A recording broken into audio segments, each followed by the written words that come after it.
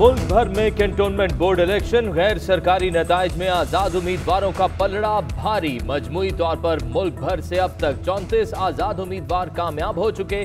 नून league 20 से जायद सीटें ले गई, पीटीआई 30 सीटों पर कामयाब। जेहलम की दोनों बड़ी सीटें तहरीक इंसाफ के उम्मीदवारों के नाम। लाहौर वार्ड नंबर 2 में नून लीग के उम्मीदवार को सबकत।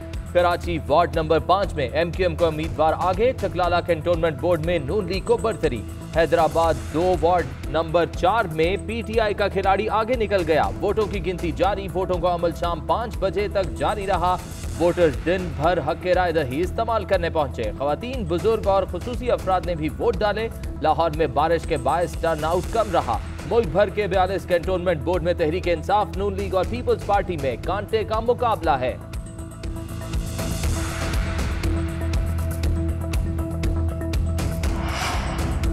सियालकोट की 5 में से 3 नशिस्तों पर नून लीग कामयाब। 2 में पीटीआई के उम्मीदवार जीते। कोहाट की 3 नशिस्तों में से 2 पर आजाद उम्मीदवार जीते, 1 पीटीआई के हिस्से में आई।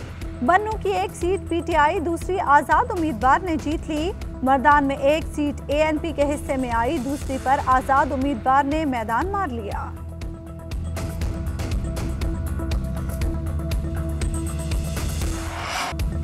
मुल्तान में आजाद उम्मीदवारों का जीत के बाद जश्न, सियासी जमातें मुस्तरद। आजाद उम्मीदवारों का मुकम्मल राज रहा।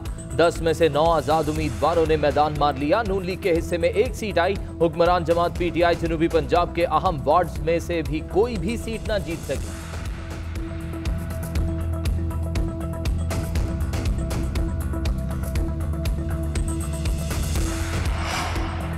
कैंटोनमेंट बोर्ड इंतखाबात, कहीं झगड़ा और कहीं नारेबाजी। लाहौर के वार्ड नंबर 10 में तहरीक इंसाफ और लीगी कारकुनों में तकरार।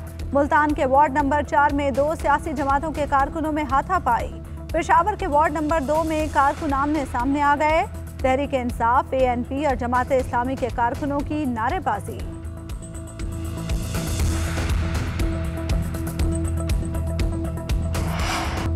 वज़ीर ख़ारजा शाह महमूद कुरैशी ने कहा है कि डोसियर पेश करने का मकसद भारत की नाम नेहाद जमहूरियत का चेहरा दुनिया को दिखाना है। अली गिलानी के इंतकाल पर भारतीय सोच पूरी दुनिया ने देख ली। शेरी मजारी कहती है कि भारतीय अफवाज केमिकल हथियार और पैलेट गन्स इस्तेमाल कर रही है। मुशीर कौमी सलामती मोहिद यूसुफ ने कहा, मकबूजा कश्मीर के हालात दुनिया के सामने हैं, लेकिन तिजारती मुफादात की वजह से खामोश है।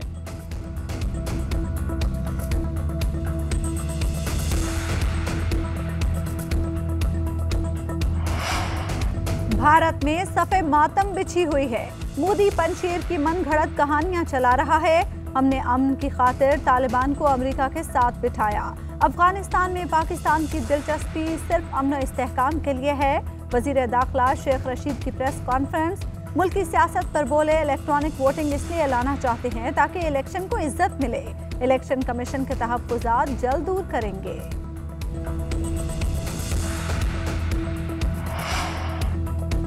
साबिक सदर आसिफ अली जरदारी की मुश्किलात में इजाफा। मनी लॉन्ड्रिंग रेफरेंस में फर्द जुर्म के लिए तारीख मुकर्रर। एहतसाब अदालत ने 29 सितंबर को आसिफ जरदारी को तलब कर लिया।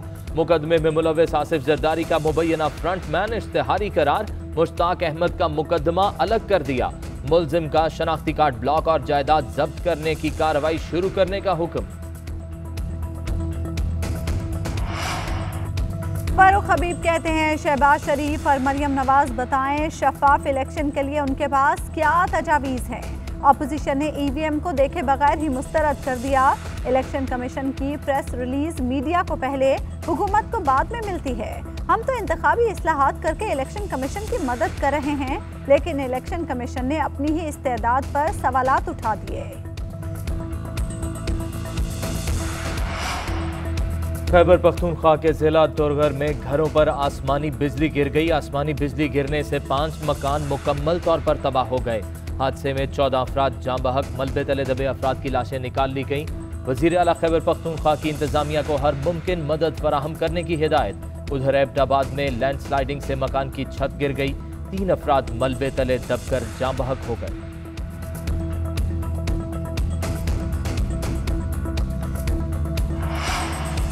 लाहौर के नवाही इलाके कहना में बारिशों की वजह से रोही नाला ओवरफ्लो। पानी करीबी आबादियों में दाखिल हो गया। सूए असल की आबादी में 4-4 फुट तक पानी जमा। रात से बारिश का सिलसिला वक्फे वक्फे से जारी। मुल्क के मुताबिक इलाके बारिशों की लपेट में आ गए।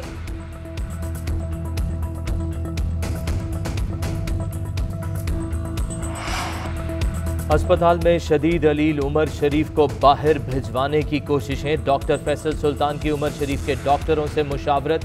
कहते हैं उमर शरीफ का बैरून मुल्क सफर चैलेंज है, तमाम उमूर का जायजा ले रहे हैं। फवाद चौधरी का कहना है कि उमर शरीफ हमारा असासा है, इलाज के लिए तमाम वसाइल मुहैया करेंगे।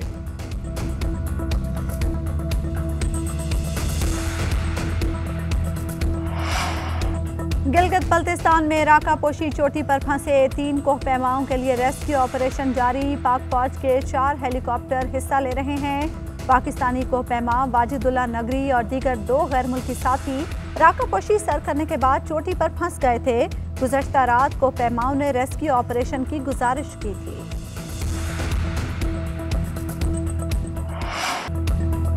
मेजर अजीज भट्टी शहीद निशाने हैदर का आज 56वां यौम शहादत। पूरी कौम मेजर अजीज भट्टी शहीद को सलाम पेश करती है। DGISPR का ट्वीट, कहा अजीज भट्टी शहीद ने मिसाली क़यादत और बहादुरी का मुजाहिरा किया।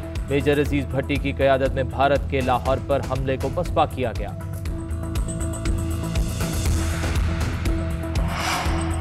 तालिबान के इक़्तिदार में आने के बाद किसी भी गैर मुल्की वज़ीर ख़ारजा का पहला दौरा अफ़गानिस्तान। कतर के वज़ीर ख़ारजा मोहम्मद बिन अब्दुर्रहमान अफ़गानिस्तान के दौरे पर काबुल पहुँच गए। मोहम्मद बिन अब्दुर्रहमान ने कायम मकाम वज़ीर आज़म मोहम्मद हसन अख़ुंद से मुलाकात की। दोहा मुआहदे पर मुकम्मल अमल दरामद पर जोर। हामिद करज़ई और कौमी मुफ़ाहमती काउंसिल के सरबराह अब्दुल्ला से भी मुलाकात। काबुल में पाकिस्तानी सफ़ीर मंसूर अहमद खान और अफगानिस्तान के वज़ीर ख़जाना हिदायतुल्लाह बदरी की भी मुलाकात हुई। तिजारत के लिए अवाम को सहूलियात फराहम करने पर तबादला ख्याल। आलमी बरादरी से तालिबान हुकूमत तस्लीम करने के मुस्बत इशारे मिले हैं। आलमी बरादरी जल्द अफगान हुकूमत को तस्लीम कर लेगी। काबुल में हालात नॉर्मल और शदीद रश देखने को मिल रहा है। अधूरे तरक्याती मंसूबे जल्द मुकम्मल किए जाएंगे। तर्जुमान तालिबान ज़बीउल्लाह मुजाहिद का बयान। उधर तालिबान का कंधार शहर में गश्त, हामियों ने तालिबान के इस्तकबाल में झंडे लहराए।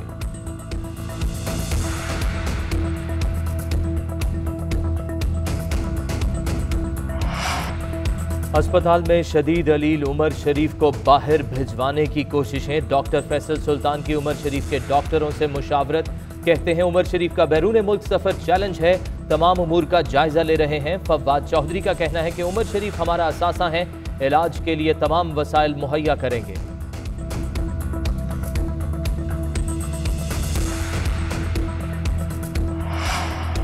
गिलगित बल्तिस्तान में राका पोशी चोटी पर फंसे 3 कोहपैमाओं के लिए रेस्क्यू ऑपरेशन जारी। पाक फौज के 4 हेलीकॉप्टर हिस्सा ले रहे हैं।